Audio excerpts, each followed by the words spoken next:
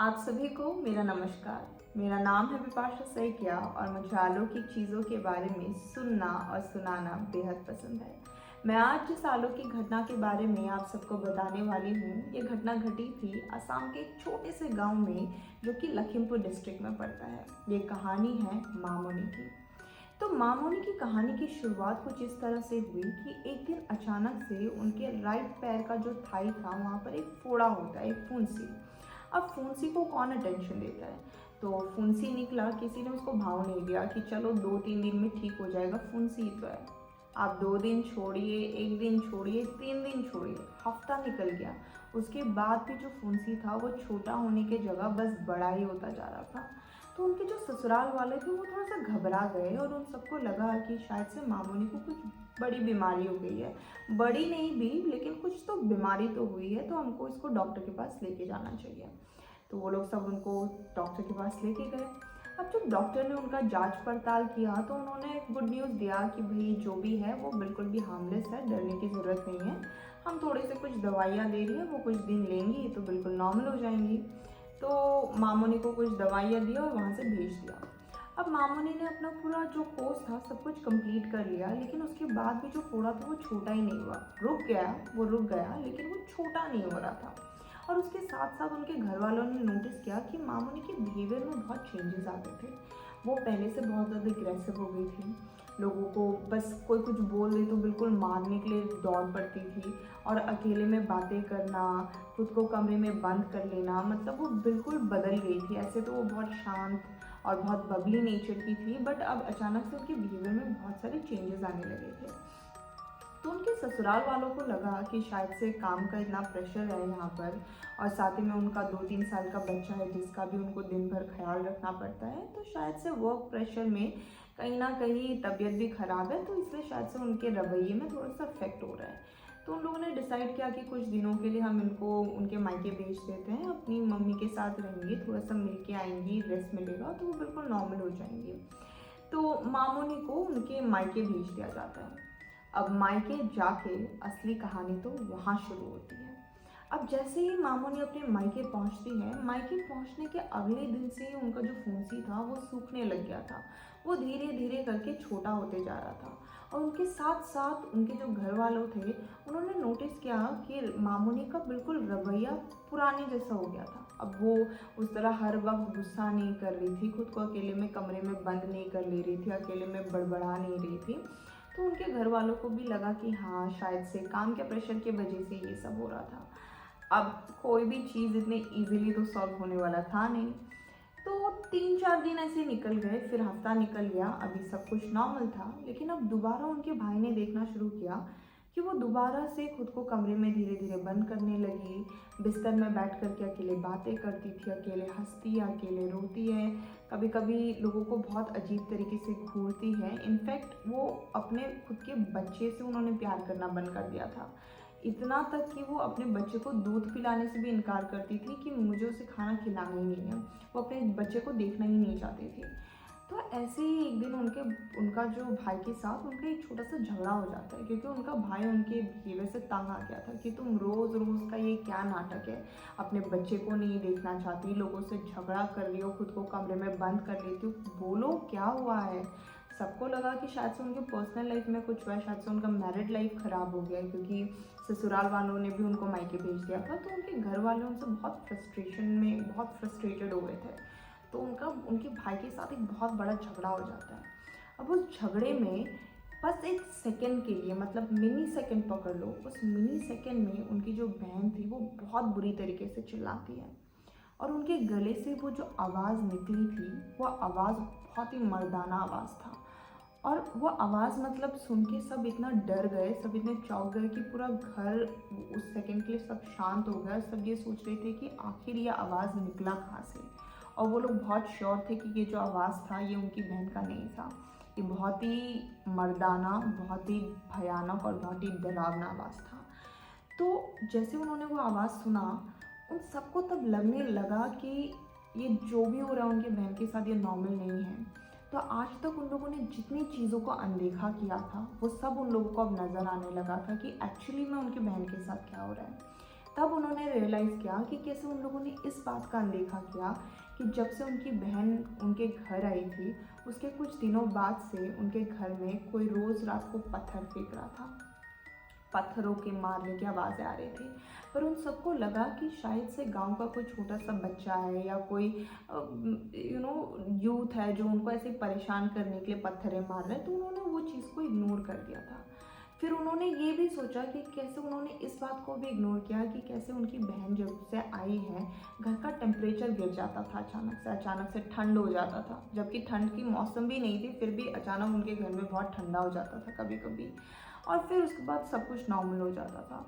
उन्होंने फिर नोटिस किया कि कैसे उनकी बहन बिस्तर में अकेले बैठ के बातें करती हैं, कैसे वो रोती है।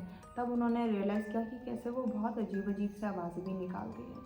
तो एक जो पर्टिकुलर आवाज़ जो वो बहुत निकालती थी उनकी बहन मामोनी, वो आवाज़ था मुँह से ऐसे करने का। अब वो क्यों क्या वो किसी को नहीं पता, बट ये आवाज़ मतलब हर वक्त वो निकालते रहती थी। तब उनके भाई को और उनकी माँ को लगा कि ये जो भी हो रहा है ये नॉर्मल नहीं है और हमको कुछ करना चाहिए। तो वो लोग सब मामोनी को लेकर के गए एक तांत्रिक के पास। अब जब वो लोग तांत्रिक के पास लेके जाते हैं तो तांत्रिक उनको बताते हैं कि एक्चुअली में मामोनी के ऊपर किसी ने बीरा छोड़ दिया है। तो अभी आप सोच रहे होंगे कि ये बीरा क्या चीज़ है। तो असम में एक ज़माना हुआ करता था जब लोग अपने ही घर में भूतों को पालते थे और उन भूतों को एक स्पेशल टास्क या एम दिया जाता था कि तुम ये चीज़ फुलफिल करो तो तुम बदले में जो मांगोगे मैं तुम्हारे लिए करूँगा। सो बेसिकली एक डील हुआ करता था कि तुम मेरे लिए ये करो और तुम जो मांगोगे मैं तुम्हारे लिए करके दूंगा।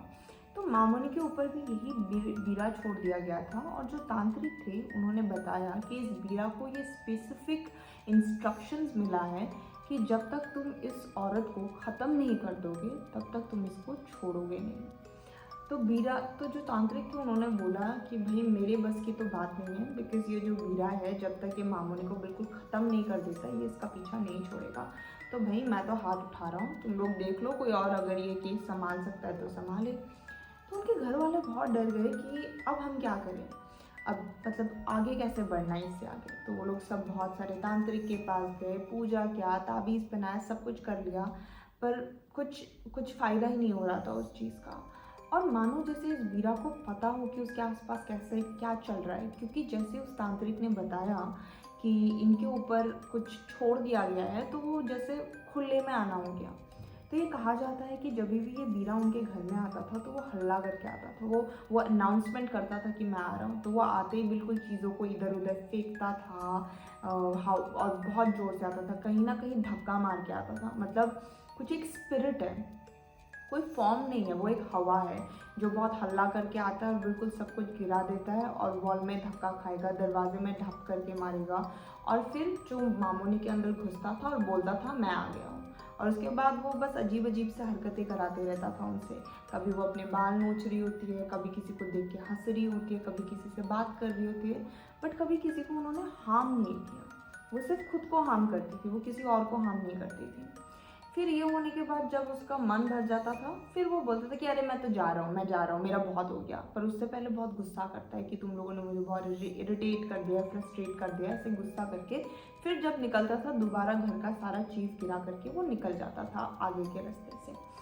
अब ये सब होने के बाद एक जो यादगार इंसिडेंट इस पर्टिकुलर स्टोरी में या कहानी में हुआ था, वो कहानी है एक दिन उनका भाई मच्छी मारने गया था और जब वो मच्छी मार करके लौटा बहुत सारे मच्छियों के साथ, उन्होंने देखा जो उनकी बहन थी वो बिस्तर में आराम से बैठ के अपना काम कर रही थी। तो ये किस्सा बहुत दिनों बाद हुआ था, मतलब एक बहुत लंबा गैप आ गया था जब बीरा ने उन लोगों के घर में आना बंद कर दिया था और पोजेस भी नहीं किया था बहुत टाइम से उनकी बहन को। तो उन्होंने जब देखा कि उनकी बहन आराम से बिस्तर में बैठी हुई है तो वो आराम से गया और उनके बहन के सामने बैठ कर के वो अपनी मछली वगैरह साफ़ करने लग गया। अब थोड़ी देर बाद उनको बहुत ही एक अजीब सी फीलिंग आई, उनको ऐसा लगा कि उनकी बहन ऊपर से उनको बैठ कर के उनको घूर रही है और मतलब बहुत अजीब तरीके से घूर रही है। तो उन्होंने ऐसे ऊपर देखा और वो देखती हैं कि उनकी जो बहन है उनकी तरफ देख के हंस रही है। एक्चुअली उनके तरफ नहीं, वो मच्छियों को देख के हंस रही थी और वो हंसती हैं और वो अजीब अजीब वाली आवाज़ें निकालने लगी, ये वाली। तो वो सुन के उनके भाई को पता चल गया कि वो जो चीज़ है वो वापस आ गया है और उस चीज़ ने उनसे बोला कि तुम अभी जाओ और मच्छी लेके आओ, तुम ये जो मच्छी लाए ये मेरे लिए इनफ नहीं है, मेरे को तो और मच्छी खाना है, तुम भाई जाओ और ढेर सारा मच्छी लेके आओ और साथ में 2 मुर्गा लेके आना, मुझे मुर्गा भी खाना है। तो उनका जो भाई था, अब वो गया, उनको जैसे बोला कि मुझे 2 मुर्गा चाहिए, मुझे मच्छी चाहिए, तुम लेके आओ, वो सब कुछ उसके लिए लेकर के आए। अब लाने के बाद जो बीरा था उन्होंने पूरे इंस्ट्रक्शन दिया कि उनको कैसे खाना है, कैसे बनाना है एंड एवरीथिंग, और उनको परोसना कैसे है। और उन्होंने साथ में ये भी बोला कि मैं अकेले नहीं खाऊंगा, ये जो बच्चा है तेरा, ये बच्चा भी मेरे साथ खाएगा। तो उन सबको ये बहुत अजीब लगा कि जिस बच्चे के दांत ही नहीं है वो चिकन कैसे खा सकता है। और सिर्फ खाने का नहीं, वो जो बीरा था उन्होंने इंस्ट्रक्शन दिया था कि उस बच्चे को वो खाना कैसे परोसा जाएगा। तो उन्होंने ये स्पेसिफिक इंस्ट्रक्शन दिया था कि ये जो खाना है, ये जो चिकन है, वो स्पेशली एक बनाना लीफ के ऊपर एक कहाड़ बाटी, असमीज में कहाड़ बाटी बोलते हैं, इंग्लिश में बेल मेटल। तो असम में जितने भी हमारे ट्रेडिशनल थाली या कटोरी वगैरह होते हैं वो कहाड़ बेल मेटल से बनते हैं। तो वो जो बेल मेटल का कटोरी है उसको और उसके नीचे बनाना लीफ रख करके बच्चे को परोसना और उससे वो चिकन खाएगा। अब जो बच्चा था उसको कुछ दांत वात था नहीं, 1 या 2 ही दांत निकले थे, चिकन खाना इम्पॉसिबल था उस बच्चे के लिए। बट उस बच्चे को वो चिकन दिया और साथ ही में जो बीरा था उसको एक बड़े से गमले में भात, मच्छी, चिकन सब कुछ मिक्स करके साथ में दे दिया। अब खाना वाना सब खा के ख़त्म हो गया। उसके बाद जो बीरा था उसने बोला कि अभी ये जितना भी बचा कुचा खाना है, स्पेशली ये जो बच्चे का बचा हुआ जो कटोरी है, इसको लेके जाओ और घर के आगे जो नदी है उस नदी में तुम फेंक आओ। और जैसे ही उस कटोरी को उनके भाई ने उठाया तो ये कहा जाता है कि वो कटोरी को उठाने के साथ साथ उस कटोरी के नीचे से खून टपका था। वो कटोरी को जब ऐसे उठाया तो उन लोगों ने देखा था कि वो जो बनाना लीफ था, उस बनाना लीफ में पूरा खून था, खून ही खून हो रखा था। तो चिकन पकने के बाद भी कहाँ से खून आया किसी को नहीं समझ में आया। वो देख के सब बहुत डर गए थे कि आखिर ये खून आया कहाँ से। अब जैसा कि उनको बोला कि तुम अभी जितना खाना बचा उसे जाके नदी के आगे फेंक आओ, तो कटोरी को उठा करके वो लेके गए और साथ में जो गमले में जो सारा मच्छी और चिकन जो भी दिया गया था वो मामूनी को, वो सभी को साथ में लेके गए और नदी में फेंकने गए। अब जैसे उन लोगों ने उस चीज़ को नदी में फेंका तो कहा जाता है कि उसके साथ साथ ऐसा लगा था जैसे मानो 3-4 लोग उसमें कूद गए हो, इस तरह की आवाज़ आई थी। और पानी पूरा हिल रहा था, नीचे से आवाज़ें आ रही थी खाने की, मंच करने की, और जैसे कोई तैर रहा हो। ये सब देख करके उनके घर वाले बहुत डर गए थे और सब वहाँ से चीज़ें फेंक के तुरंत निकल गए। तो किसी को नहीं पता उसके बाद क्या हुआ, पर पूरा आवाज़ सब लोगों ने बहुत क्लियरली सुना था। तो ये इंसिडेंट होने के बाद फिर कुछ दिनों तक कुछ विज़िट आया नहीं, पर उनका जो बेटा था उनको देखना छोड़ दिया था उन्होंने। उसको खाना देना या उसको खिलाना सब कुछ छोड़ दिया था, और ना ही वो किसी और को अपने बच्चे को देखने दे रहे थे। तो इसलिए उनकी एक बहन भी है, तो उनकी बहन को वहाँ से बुलाया गया था ताकि उनकी बहन उनके बच्चे का थोड़ा देख रेख कर सके। तो इसी बीच एक दिन मामूनी का उनके बहन के साथ भी झगड़ा हो जाता है। तो उनकी बहन को पता था कि उस दिन जो बीरा था वो उनके बदन में था, लेकिन माँ के हिसाब से उनको इतना गुस्सा आया था क्योंकि उस दिन सुबह से दोपहर तक जो बच्चा था वो रिपीटेडली रो रहा था क्योंकि उस बच्चे को सुबह से कुछ खाने दे ही नहीं रही थी वो। तो उनकी बहन को इतना गुस्सा आया और वो एक्चुअली में उनके साथ झगड़ा करती है और उसको गाली देती है कि तू मतलब क्या कर रही है। उनको पता था कि शी इज़ पोजेस्ड, बट वो बोलती है कि तुम कैसी माँ हो, अपने बच्चे के लिए ना खाना दे रही हो ना पीने दे रही हो, तुम माँ हो कि क्या हो। तो वो जो बीरा था वो बहुत उनसे इरिटेट हो गया और उन्होंने कस के थप्पड़ मारा। वो थप्पड़ मारने के बाद बीरा जो था घर से सीधा निकल गया और मामूनी को कहीं लेकर के चला गया। किसी को नहीं पता कब वो घर से निकल के गई, कब क्या हुआ किसी को नहीं पता, और सब उनको ढूंढ रहे थे कि वो कहाँ चली गई। पूरा गांव छान मारा, सब कुछ कर लिया, उसके बाद भी मामूनी नहीं मिली। अब करीब शायद से 2-3 घंटे निकल चुके थे। उसके बाद जो मामूनी थी वो घर वापस आई। आने के बाद वो अपना कहानी बताते हैं उन सबको। तो वो कहती है कि कैसे उस दिन उनको घर से निकल के जाने का मन नहीं था और ये पहली बार हो रहा था कि उनको रियलाइज़ हुआ कि उनके बॉडी को किसी ने पोजेस कर रखा था। पहली बार वो रियलाइज़ कर रही थी कि उनके उनके पास कोई कंट्रोल ही नहीं था खुद को लेकर के, कोई और उनको चला रहा था। तो वो कहती है कि उस दिन जब वो घर से निकल के गई तो वो जो चीज़ था वो रिपीटेडली उनको बोल रहा था कि आज तुम्हारा आखिरी दिन है और तुमको मरना होगा, आज तुम्हें मरना ही होगा। और ये बात कह के मामोनी को वो जो स्पिरिट था वो गांव के एक अपोजिट रास्ते लेके गया था जहाँ पर एक बैम्बू ब्रिज था, और उस बैम्बू ब्रिज में लेकर के वो मामोनी को रिपीटेडली बोल रहा था कि तुम यहाँ से कूदो, तुम यहाँ से कूदो। पर मामोनी का कहना है कि उस दिन कुछ तो था कि वो नहीं कूदना चाहते थे और मन ही मन वो सिर्फ यही बोल रही थी कि मुझे नहीं मरना। बट वो स्पिरिट का पावर इतना ज़्यादा था कि वो कुछ कर नहीं पा रही थी, तो वो ऑलमोस्ट ब्रिज में उठ चुकी थी कूदने के लिए। पर वो कहते हैं कि तभी पीछे से किसी ने आकर के उनको उनके कंधे पे हाथ सहलाया। तो वो जो पीछे मुड़ के उन्होंने देखा कि वो क्या चीज़ था, तो उन्होंने देखा कि एक बूढ़ी औरत सफ़ेद साड़ी में बिल्कुल लंबे बाल और उनके पीछे खड़ी हो रखी है। और वो उनको बोलती हैं कि बेटा तुम यहाँ क्या कर रही हो, अभी तो दिन के 12 बजे हैं, 1 बजा है, या कोई समय है यहाँ आने का, तुम्हें तो घर में होना चाहिए, तुम माँ हो, तुम्हारा एक छोटा सा बच्चा है जिसको तुमने सुबह से कुछ नहीं खिलाया, क्या तुम्हें अभी इस वक्त यहाँ होना चाहिए, चलो चलो मेरे साथ चलो और घर चलो। तो उनका कहना है कि वो जो बूढ़ी औरत थी वो उनको घर वापस लेके आई। और वो कहती है जब उस बूढ़ी औरत को उन्होंने देखा तो शी कुड फील कि उनके अंदर जो भी चीज़ उनको कंट्रोल कर रहा था वो बहुत डर गया था। वो स्पिरिट जो था उन्होंने उनका बॉडी नहीं छोड़ा, बट शी कुड फील कि उसका जो पावर था वो बहुत हद तक कम गया था। तो उन्होंने बताया कि मुझे ये बूढ़ी औरत घर तक लेके आई है, वो गेट तक मुझे छोड़ के गई है, आप सबने तो देखा ही होगा, वो मेरे साथ आई थी। तो उनके जो घर वाले थे वो ये सब कुछ सुन के बहुत अचंभित हो गए कि ये क्या बोल रही है, कौन बूढ़ी औरत, कौन सी सफ़ेद साड़ी में, कौन लोग, कोई भी तो इनके साथ आए ही नहीं, वो तो अकेली आई थी। तो वो सब उन सबको, लेकिन उन लोगों ने ये सब बात मामोनी को नहीं बताया क्योंकि उन सबको पता था कि उनके साथ क्या हो रहा है क्या नहीं। तो सबको लगा शायद से हेलुसिनेशन हुआ होगा, दोबारा कुछ देखा होगा, कुछ दिखाया गया होगा उन्हें, इसलिए ये बात यहीं ख़त्म हो गई। किसी ने इसके बारे में ज़्यादा सोचा नहीं। अब इसके करीब 2-3 दिन बाद मामोनी को सपना आता है और सपने में दोबारा यही औरत आती है और वो वहाँ पर उनको अपना इंट्रोडक्शन देती है और वो बताती हैं कि वो पदुमनी आए हैं। अब आप सोच रहे होंगे कि ये पदुमनी आए कौन है। तो असम में पदुमनी आई को बहुत माना जाता है, हम उनको पूजते हैं और बहुत प्यार करते हैं। तो पदुमनी आई जो है वो कामाख्या माँ की सबसे छोटी बहन है और लखीमपुर में उनके लिए एक मंदिर भी है जिसको हम पदुमनी थान कहते हैं। पदुमनी थान में कहा जाता है आप मन से जो भी मांगो सब कुछ पूरा होता है। जब भी लोग उस मंदिर को क्रॉस करके जाते हैं सब हॉर्न बजा के जाते हैं, हर कोई अपने मन में उनको बहुत मानता है और बहुत आस्था रखते हैं। तो एक्चुअली में उस दिन ब्रिज में जो औरत उनको बचा करके, मामोनी को बचा के घर तक लाए, वो एक्चुअली पदुमनी आई थी।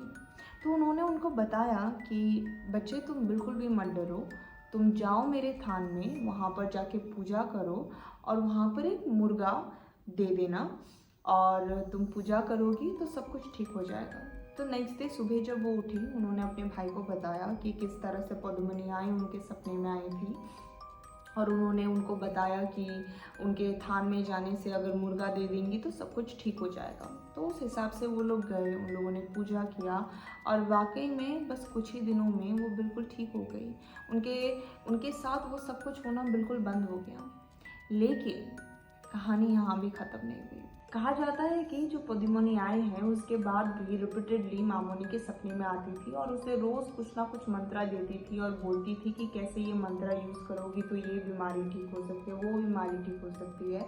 इनफैक्ट कहा जाता है कि एक समय आया था जब उन्होंने उनको एक ऐसा मंत्र बोला था जिसके थ्रू वो लोगों का फ्यूचर देख पाएंगी।